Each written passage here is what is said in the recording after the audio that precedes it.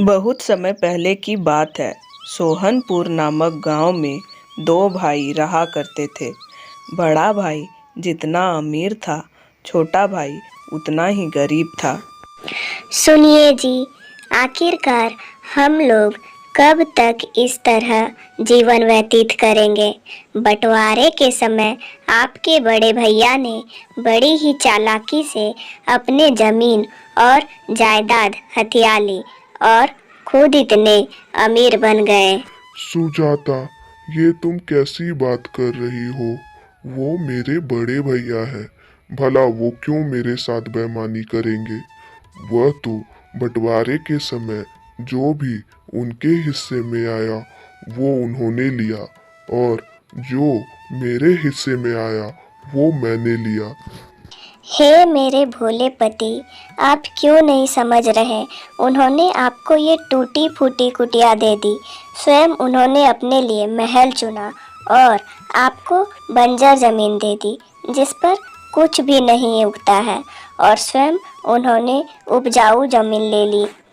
देखो, मैं अपने बड़े भैया से मदद मांगने जाता हूँ।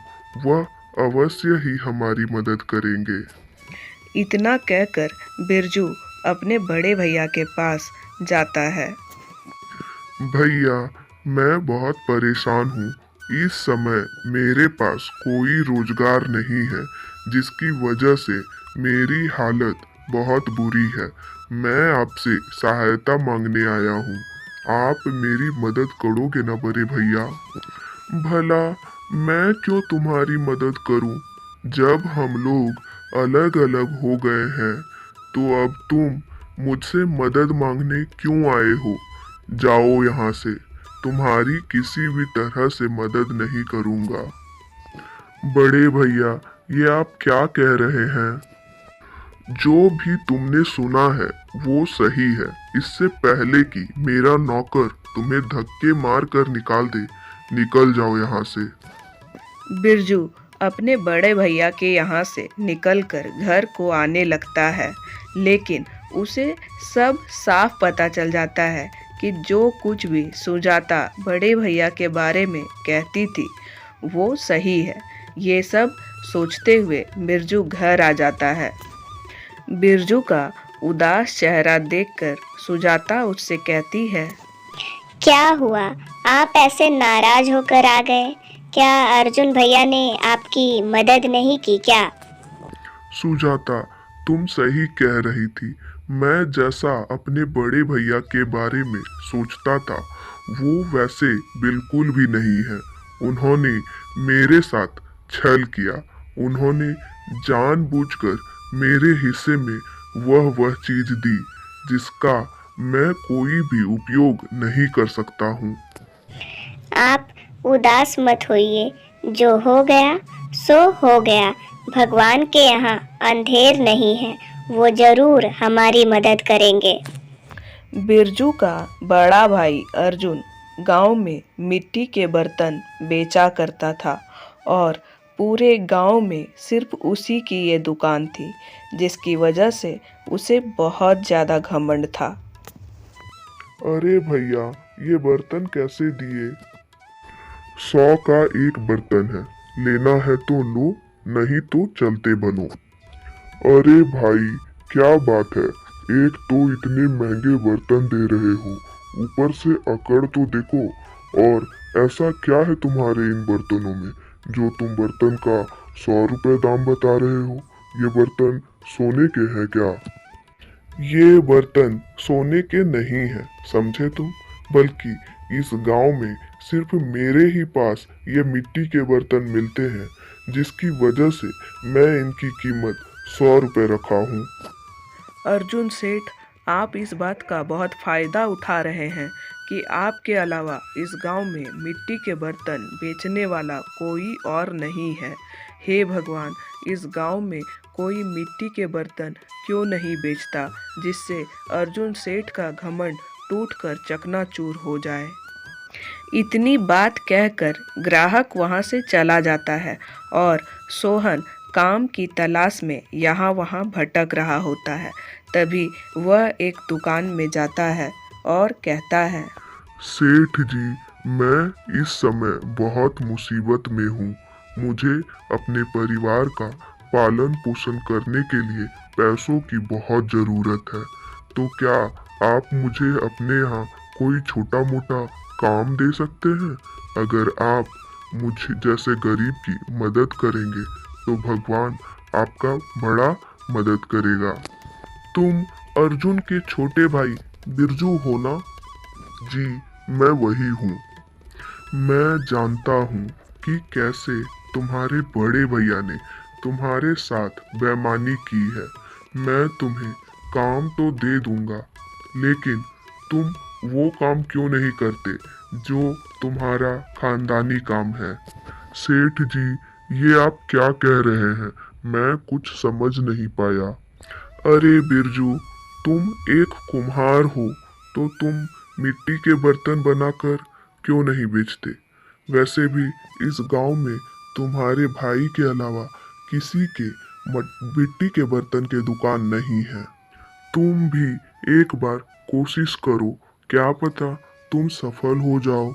सेठ की बात सुनकर बिरजू वहाँ से अपने घर के लिए निकल जाता है। क्या हुआ जी? क्या आपको आज कोई काम नहीं मिला जिससे कि हमारे घर का राशन पानी चल सके, या फिर रोज की तरह आज भी निराशा ही हाथ लगी है? नहीं सुजाता, आज ऐसा नहीं हुआ। आज एक सेठ के यहाँ गया तो उन्होंने बताया कि तुम एक कुम्हार हो, तो तुम मिट्टी के बर्तन बनाकर क्यों नहीं बेचते?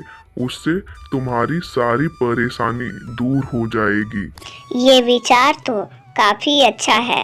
तो फिर क्यों ना आप आज से ही शुरू कर दे बर्तन बनाना। अगले ही दिन बिरजू बर्तन बनाना शुरू कर देता है और देखते ही देखते वह बहुत सारे बर्तन बना लेता है और बाजार में जाकर बर्तनों को बेचना शुरू कर देता है। तभी वहाँ एक ग्राहक आता है। अरे भैया, ये बर्तन बहुत सुंदर लग रहे हैं, इनका क्या मूल्य है? भैया, मेरे यहाँ हर बर्तन 20 रुपए के मिल जाएंगे। बिरजू, एक तुम हो जो बिल्कुल सही दाम बता रहे हो, वहीं तुम्हारा भाई अर्जुन सोने के दाम में मिट्टी के बर्तन बेच रहा है। साथ ही उसमें इतना अकड़ है कि पूछो मत। अच्छा, एक काम करो, मुझे ये बर्तन दे दो। इसी तरह बिरजू के शाम तक सारे बर्तन बिक जाते हैं और बिरजू घर चला जाता है। सुजाता, ये लो राशन और बढ़िया से खाना बनाओ। अब हमें परेशान होने की कोई ज़रूरत नहीं है, क्योंकि मैं अब कमाने लगा हूँ। मैंने जितने भी बर्तन बनाए थे वे सारे बिक गए। कई को तो खाली हाथ लौटना पड़ा, लेकिन मैं उनसे वादा किया हूँ कि कल मैं उन्हें बर्तन बनाकर जरूर दे दूंगा। अरे वाह, ये तो बहुत अच्छी बात है। भगवान का लाख लाख धन्यवाद जो उन्होंने हमारी परेशानी को समझा और हमारी मदद की। दूसरे दिन बिरजू फिर से बर्तन बनाए और उन्हें ले जाकर बाजार में बेच आए। इसी तरह समय बीतता जाता है और बिरजू की आर्थिक स्थिति पहले से ठीक होती जाती है। वहीं दूसरी ओर अर्जुन छोटे भाई की तरक्की को देखकर जलने लगता है। बिरजू के बच्चे का तो कुछ करना पड़ेगा। जब से इसने मिट्टी के बर्तन बेचना शुरू किया है, मेरा व्यापार जैसे बंद सा हो गया है, और यदि ऐसा ही चलता रहा तो वह दिन दूर नहीं जब मुझे अपना यह व्यापार बंद करना पड़ेगा। आप ऐसा क्यों सोचते हैं? वो आखिर आपका भाई ही तो है। उसकी स्थिति यदि अच्छी हो रही है तो आपको तो खुश होना चाहिए, लेकिन आप खुश होने की जगह उसका बुरा सोच रहे हैं। तुम तो चुप ही रहो। बड़ी आई उस बिरजू की वकालत करने वाली। मैंने यदि अभी कुछ नहीं किया तो मेरा ही नुकसान हो जाएगा। एक दिन अर्जुन अपने घर के पास खड़ा था, तभी वहाँ एक बाबा आए। बेटा, मैंने कई दिनों से कुछ नहीं खाया है। कुछ खाने का है तो मुझे दे दो, भगवान तेरा भला करेगा। मेरे पास कुछ नहीं है, जाओ यहाँ से। पहले से ही मेरा दिमाग खराब है, तुम और आ गए मेरा दिमाग खराब करने के लिए। इतना सुनकर बाबा वहां से चले जाते हैं। सुजाता, जल्दी से खाना लाओ, मुझे देर हो रहा है काम पर जाने में। रुकिए, मैं अभी खाना लाई।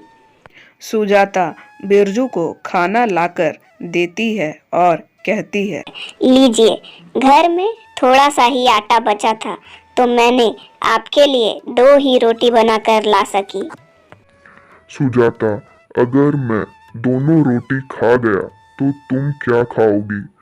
तो आओ दोनों बांटकर साथ में खा लेते हैं। जब तक वो लोग खाना खाते तब तक बाबा वहां आ जाते हैं। बेटा, अरे ओ बेटा, कोई घर पर है क्या? बड़ी जोरों की भूख लगी है, क्या मुझे यहाँ कुछ खाने को मिलेगा क्या? लगता है बाहर कोई साधु भिक्षा मांगने आया है, लेकिन हमारे पास भिक्षा में देने के लिए तो कुछ है ही नहीं। घर आए किसी भी व्यक्ति को खाली हाथ नहीं लौटा सकते। एक काम कीजिए, ये खाना आप उन्हें ही दे दीजिए। हमारा क्या है, हम तो शाम में भी खा सकते हैं।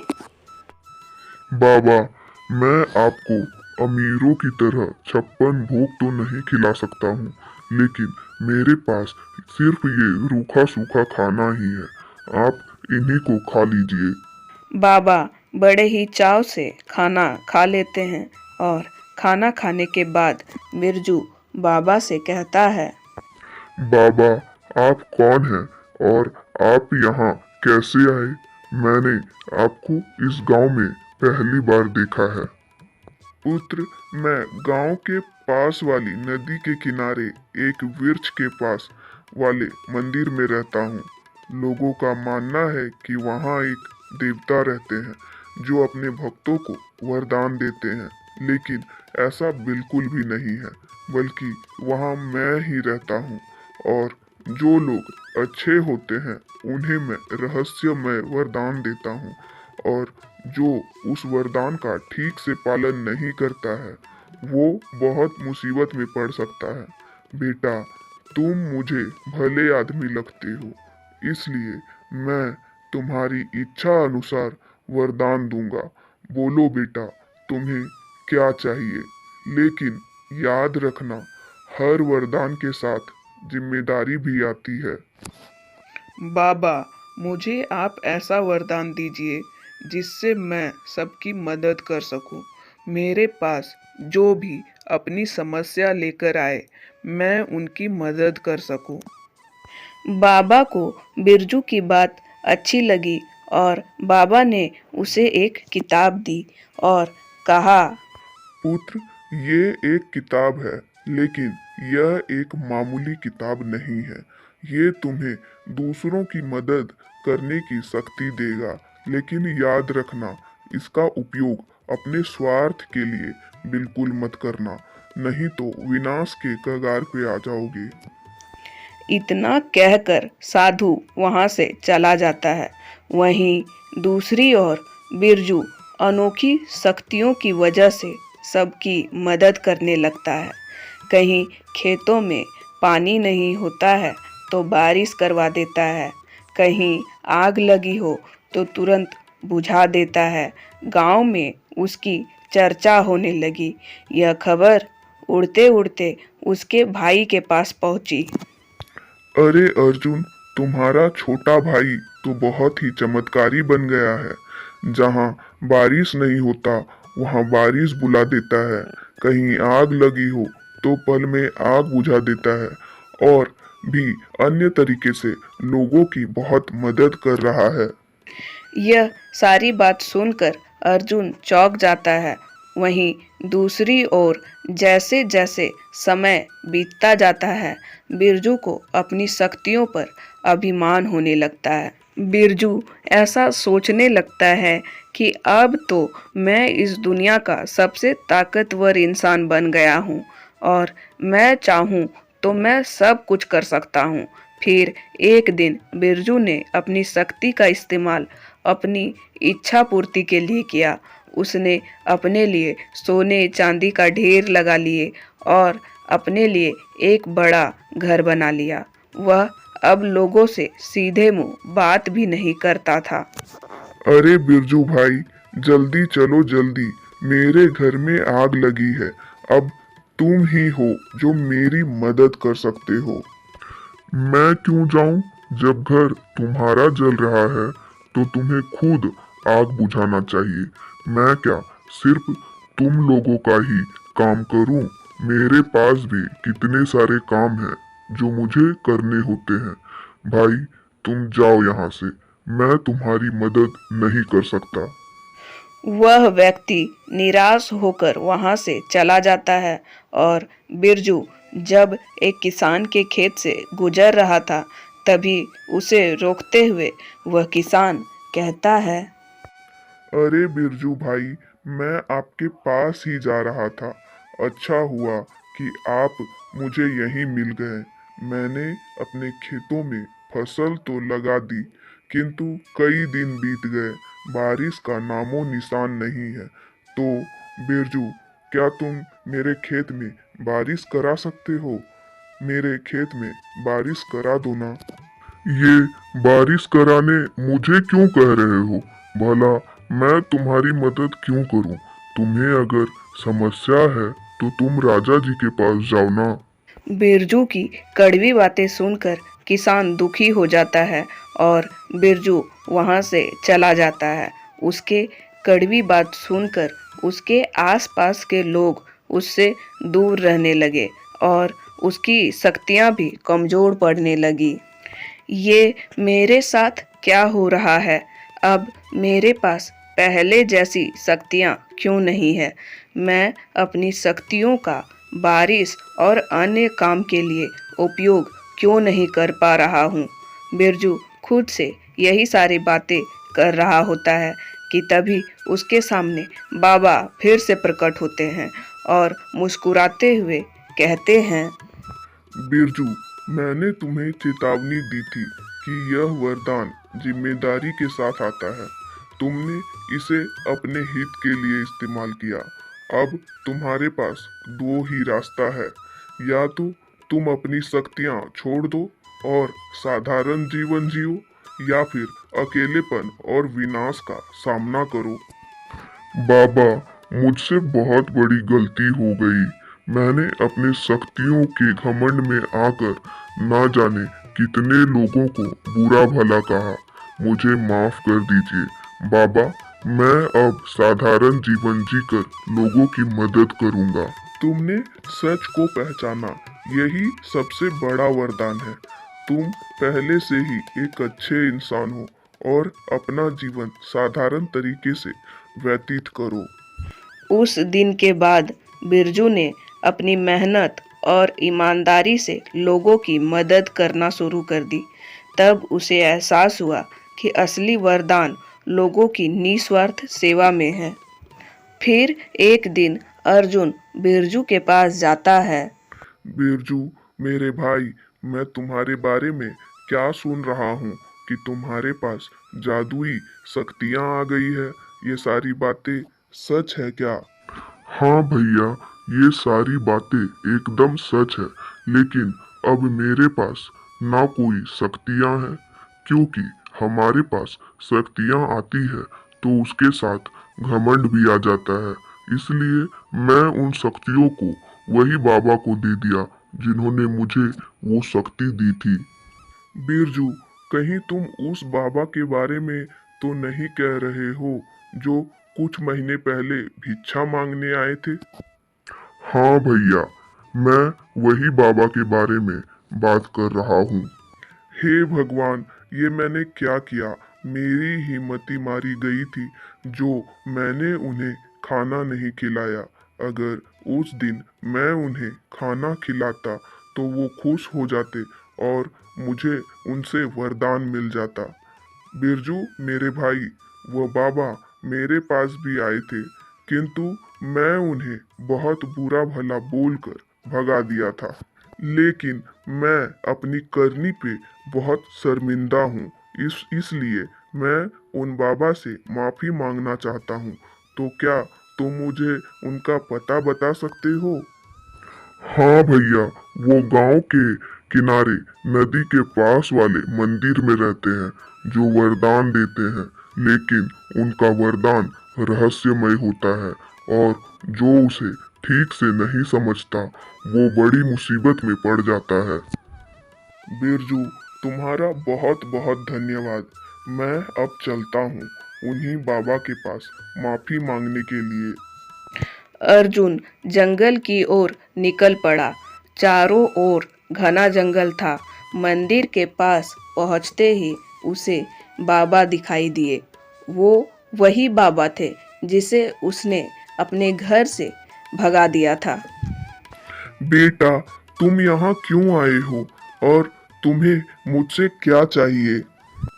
बाबा, मैं अपने किए पे बहुत शर्मिंदा हूँ। मुझे आपको अपने घर से यूं इस तरह बेइज्जत नहीं करना चाहिए था। अब मैं आपके पास तब तक नहीं जाऊंगा जब तक आप मुझे माफ ना कर दें। मैं तुम्हें माफ करता हूँ और मैं तुमसे नाराज भी नहीं हूँ। अब तुम्हें अपने घर लौट जाना चाहिए। तुम्हारे घर वाले तुम्हारी राह देख रहे होंगे। बाबा, अगर आप मुझे माफ कर दिए हैं तो मुझे भी वरदान दीजिए, जैसे आपने बिरजू को दिया था। और मैं सत्य जानना चाहता हूँ कि ये वरदान क्या है।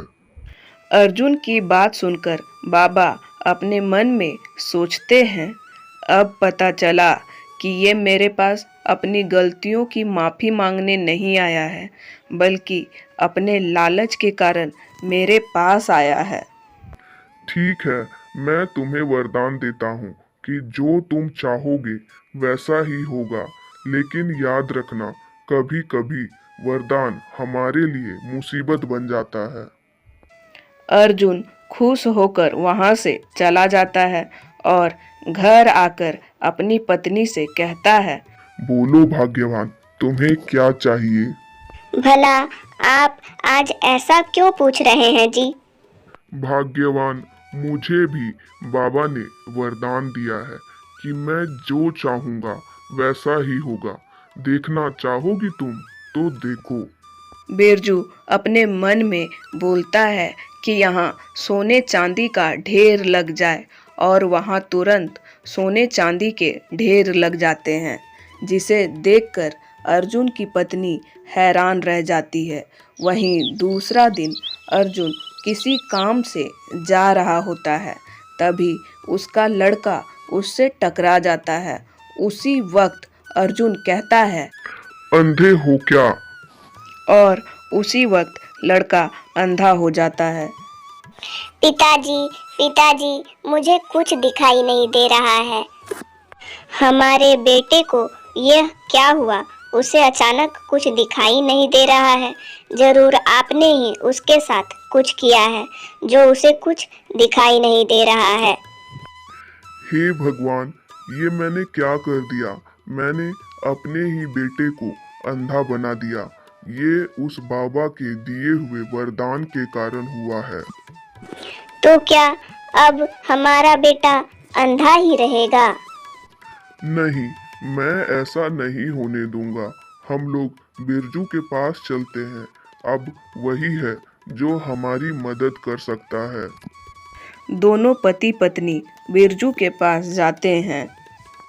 बिरजू, मुझसे बहुत बड़ी भूल हो गई। मैंने अपने लालच में आकर वही किया जिसके लिए तुमने मना किया था। मैंने वह बाबा के पास जाकर वरदान मांगा था कि जो भी मैं चाहूँ वैसा ही हो, और घर में मैंने अपने बेटों को भूल से कह दिया, अंधे हो क्या, और वो अंधा हो गया। बिरजू, मैं अपने किए पे बहुत शर्मिंदा हूँ। कृपा करके मेरी मदद करो। भैया, आप उदास मत होइए। आपको अपनी गलती का एहसास हो गया, यही बहुत है। आप चिंता मत कीजिए। आपका बेटा बिल्कुल पहले जैसा हो जाएगा। बिरजू सच्चे दिल से बाबा को याद करता है और बाबा वहां प्रकट हो जाते हैं। क्या हुआ पुत्र, तुमने मुझे कैसे याद किया? बाबा, मेरे बड़े भैया से गलती हो गई। आप उन्हें माफ कर दीजिए और उनके बेटे को ठीक कर दीजिए। ठीक है, ऐसा ही होगा। मैं अर्जुन के बेटे को ठीक कर देता हूँ। साधु अपने मंत्र से बच्चे को ठीक कर देते हैं। जाओ बेटा, घर पर तुम्हारा बेटा बिल्कुल ठीक हो चुका है। इतना इतना कहकर बाबा अंतर ध्यान हो जाते हैं और तभी अर्जुन कहता है, मेरे छोटे भाई, मैंने तुम्हारे साथ इतना बुरा किया, लेकिन तुमने आज मेरी मदद की, और यदि आज तुम मेरी मदद नहीं करते तो मेरा बेटा कभी ठीक नहीं हो पाता। मेरे भाई, अब हम लोग सब साथ मिलकर एक साथ एक ही घर में रहेंगे। तो दोस्तों, आपको मेरी ये कहानी कैसी लगी प्लीज़ कमेंट बॉक्स में ज़रूर बताइए और हमारे चैनल को सब्सक्राइब ज़रूर कीजिए। वीडियो पसंद आए तो उन्हें लाइक करना ना भूलें। धन्यवाद।